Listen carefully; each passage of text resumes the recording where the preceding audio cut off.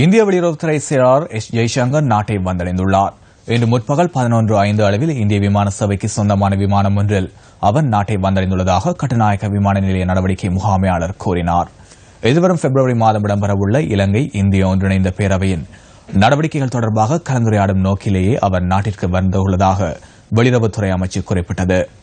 இந்திய வெளியுறவுத்துறை அமைச்சர் மற்றும் தமிழ் தேசிய கூட்டமைப்பின் தலைவரும் எதிர்க்கட்சித் தலைவருமான இரா சம்பந்தனுக்கும் இடையில் சந்திப்பு ஒன்று இடம்பெறவுள்ளது. அத்துடன் பிரதமர் ரணில் விக்ரமசிங்க, வெளிவிவகார அமைச்சர் மற்றும் வெளிவிவகார அமைச்சின் செயலாளரையும் இந்திய விஜயத்தின் போது அவர் சந்திக்க உள்ளார். அடுத்த மாதம் இடம்பெறவுள்ள இலங்கை இந்திய ஒன்றிணைந்த பேரவையின் கூட்டத்தில் கலந்து கொள்ள இந்திய வெளிவிவகார அமைச்சர் சுஷ்மா ஸ்வராஜும் நாட்டிற்கு வருகை தரவுள்ளமை குறிப்பிடத்தக்கது.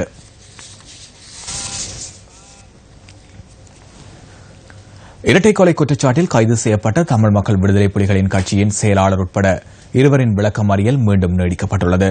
தமிழ் மக்கள் விடுதலை புலிகளின் கட்சியின் செயலாளர் பூபாலப்பிள்ளை பிரசாந்தன் மற்றும் பூபாலப்பிள்ளை ஹரிதாஸ் ஆகியோர் மட்டக்களப்பு நீதவான் நீதிமன்றத்தில் இன்று ஆஜர்படுத்தப்பட்டனர்.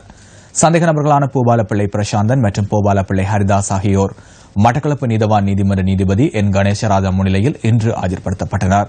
இதன்போது 2 சந்தேக நபர்களையும் எதிர்வரும் 26ஆம் தேதி வரை மீண்டும் விளக்கமறியலில் வைக்குமாறு நீதவான் உத்தரவிட்டார். ஆரியம்பதி பகுதியில் 2008ஆம் ஆண்டு டிசம்பர் 29ஆம் தேதி பாடசாலை ஆசிரியரான தமிழ்நாடு என அழைக்கப்படும் கிருஷ்ணபிள்ளை மனோகரன் உட்பட 2 சுட்டுக் கொல்லப்பட்டனர். இந்த கொலை சம்பவம் தொடர்பிலேயே 2 சந்தேக நபர்களும் கடந்த அக்டோபர் மாதம் 23ஆம் தேதி கைது செய்யப்பட்டிருந்தமை குறிப்பிடத்தக்கது.